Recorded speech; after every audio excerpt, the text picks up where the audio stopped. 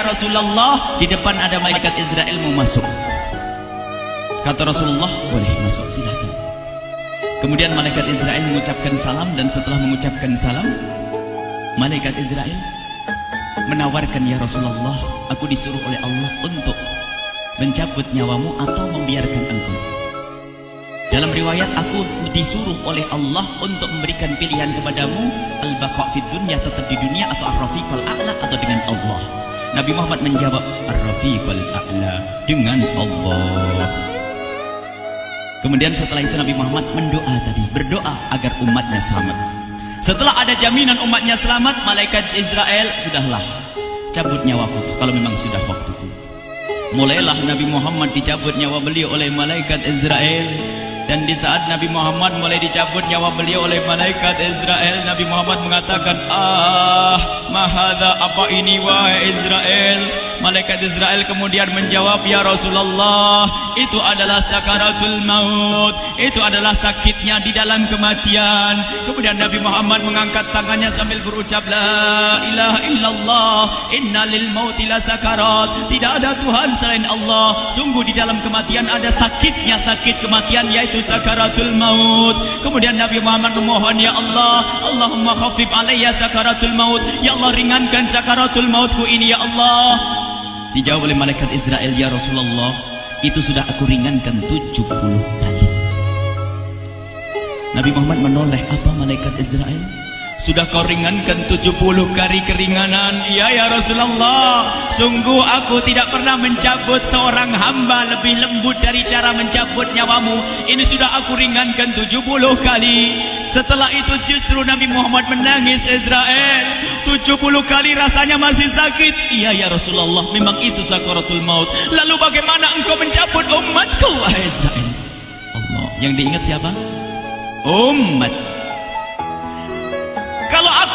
Kalau engkau mencabutku dengan ringan seperti ini masih sakit, bagaimana engkau mencabut umatku, ya Israel?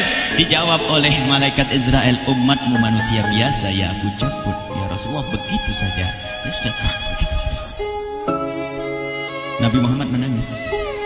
Tiba-tiba Nabi Muhammad mengangkat tangan dan memohon kepada Allah, Allah, Allah, inna lil mauti la syakarat, la ilaha illallah, inna lil mauti la sakarat, sungguh di dalam kematian ada sakaratul maut. Allahumma khaffif ala ummati sakarat maut, ya Allah, ringankan dari umatku sakaratul maut, wa thaqqil alayya, dan bebankan kepadaku.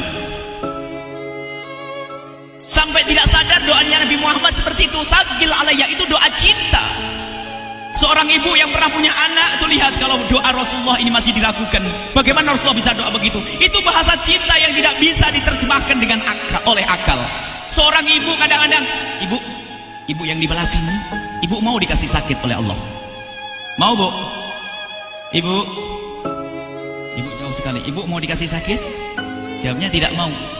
Tapi suatu ketika seorang ibu melihat anaknya sakit, ngomong, sudahlah nak, jangan kamu yang sakit, biar ibu yang sakit. Ada atau tidak? Kenapa ngomong begitu? Itu bahasa cinta itu. Tidak rela kalau anak ini sakit, biar aku saja yang sakit. Itu yang dirasakan Rasulullah. Sakaratul maut begitu sakitnya, membayangkan betapa sakitnya umat Nabi Muhammad di saat dicabut nyawa beliau. Maka Rasulullah mengatakan, ya Allah, ringankan sakaratul maut dari umatku, bebankan kepadaku saja, ya Allah. Wala sawfa yu'tika fatarda. Permintaan Nabi Muhammad tidak ditolak oleh Allah, dikabul dan dikabul, wahai Muhammad. Sallu ala Nabi Muhammad.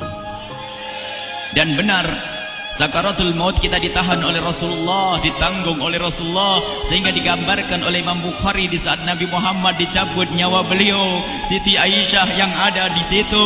Rasulullah berada di pangkuan Siti Aisyah, yang saat itu Siti Aisyah melihat keringat dingin keluar dari kening Rasulullah. Siti Aisyah tidak pernah melihat keringat keluar seperti itu. Bahkan di saat dipegang kepala Rasulullah, panasnya melebihi dari panasnya orang biasa. Setiap kali ada kain dicelupkan di air, ditempelkan di kening Rasulullah langsung mengering. Saat itu Nabi Muhammad mengucapkan kalimat la ilaha illallah innal mauti lasakarat. Kemudian Nabi Muhammad berpesan dengan banyak pesan, dan di antara pesan Rasulullah adalah akri minni ala ummati salam, akri minni salam ala ummati wa ala man ittaba'ani wa ala man tabi'ani min ila yaumil qiyamati. Aku titip salam kepada umatku dan orang yang mengikutiku sampai hari kiamat. Sadari salam Rasulullah. Sebelum meninggal masih ingat titip salam. Salam kepada siapa? Bukan salam kepada siapa-siapa, tapi salam kepada kita. Maka mari kita mengucapkan salam kepada Rasulullah, karena Rasulullah sudah salam duluan kepada kita. Mari kita sejenak bersalam kepada Rasulullah dan hadirkan Rasulullah ada di mata kita dan di hati kita. Mari kita bersama-sama mengucapkan salam. Assalamualaikum ya Rasulullah. Assalamualaikum ya Rasulullah.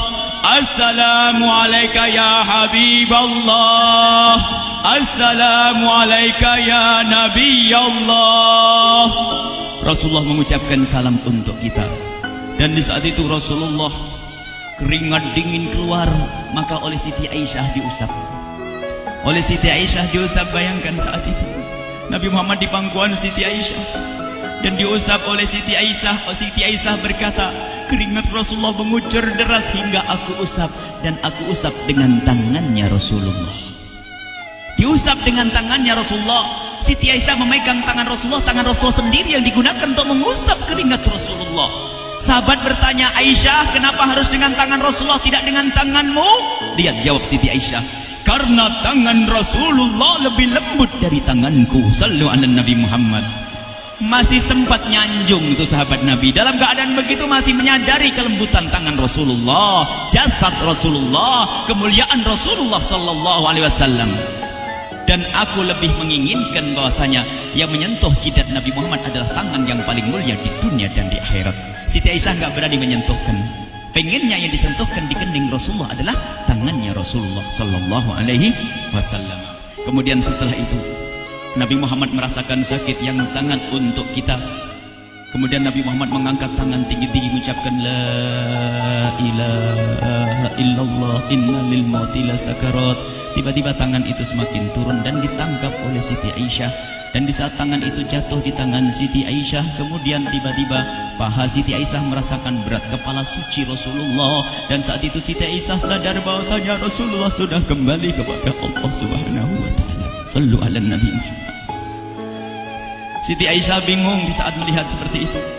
Ditaruh pelan-pelan wajah Rasulullah sambil menangis lalu berkata, Rasulullah sudah meninggal. Para sahabat Nabi pada bingung. Sayyidina Ali tiba-tiba terduduk, nggak bisa berdiri. Sayyidina Uthman nggak bisa ngomong. Ada orang Sayyidina Zaid berkata, aku baru melihat Rasulullah. Setelah ini aku tidak mau melihat lagi selain Rasulullah. Ya Allah, butakan mataku. Aku tidak ingin aku kotori mataku dengan selain Rasulullah. Dan dibutakan oleh Allah. Bermacam-macam kejadian saat itu. Madinah heboh luar biasa dengan meninggalnya Rasulullah sallallahu alaihi wasallam. Dan sungguh meninggalnya Nabi Muhammad adalah menghidupkan hati yang mati kalau orang faham.